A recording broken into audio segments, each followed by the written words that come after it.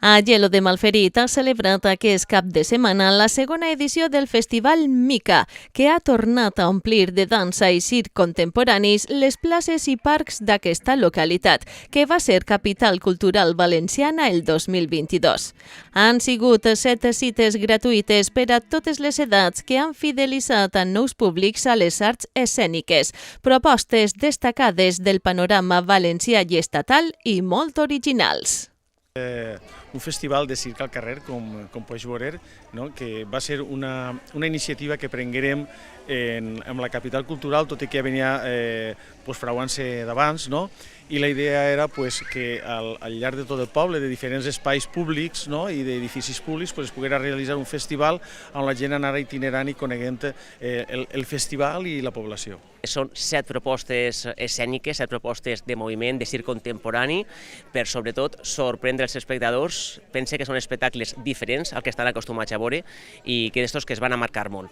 Cal destacar que són espectacles gratuïts, 7 propostes escèniques que arriben d'arreu del nostre territori i sobretot que són per a tots els públics, per a totes les edats i que poden disfrutar des dels més menuts fins als més majors.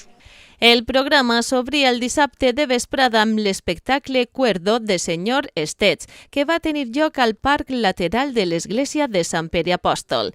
Es tracta d'un acròbata malabarista funambulista amb sentit de l'humor que combina habilitat i surrealisme amb cordes, rateres i titelles. Seguidament, Leandre Clown de Catalunya presentava Fly Me to the Moon a la plaça del Palau, on 2 funambulistes del desastre i la poesia emprenen un viatge possible cap a la lluna amb una bicicleta voladora. La jornada finalitzaria a l'auditori i amb un dels plats forts d'aquesta edició, l'espectacle Rito de la companyia Otra Danza, en aquest cas una litúrgia que sorgeix de la simbiosi creadora de Guerrero i Noales. Cos, escultura, so i moviment són els ingredients per a despertar els 5 sentits i emocionar.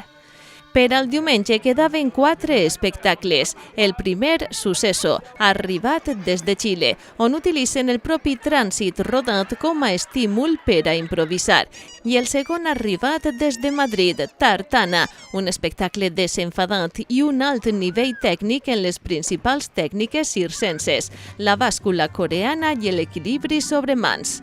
Com veiem fins ara propostes innovadores sota la direcció artística de la companyia Maduixa, comptant també amb la col·laboració de molts voluntaris. La majoria de la gent que porta la camiseta de l'Mica són voluntaris que estan participant en l'organització de l'Mica. Està també l'equip organitzador de Maduixa Teatre, que són els directors de la mostra, també porten la camiseta de l'Mica i efectivament la gent del poble s'implica i això és important.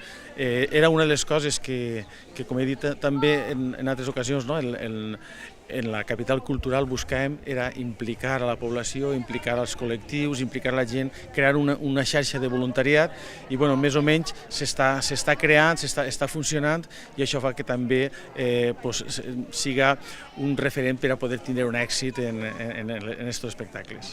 Es fa possible gràcies a l'aposta de l'Ajuntament i gràcies a que el públic, el poble de Gelo de Malferit i tota la gent que ha visitat el festival ha fet una gran acollida, per això m'ha apostat fort per fer aquesta segona edició. Si la primera edició va sorprendre, pensem que esta ho farà més. Per la vesprada fou el torn de la jove companyia de màsters ballet d'Ontinyent i Miragre de la companyia Maduixa, que va posar la cirereta a la mostra.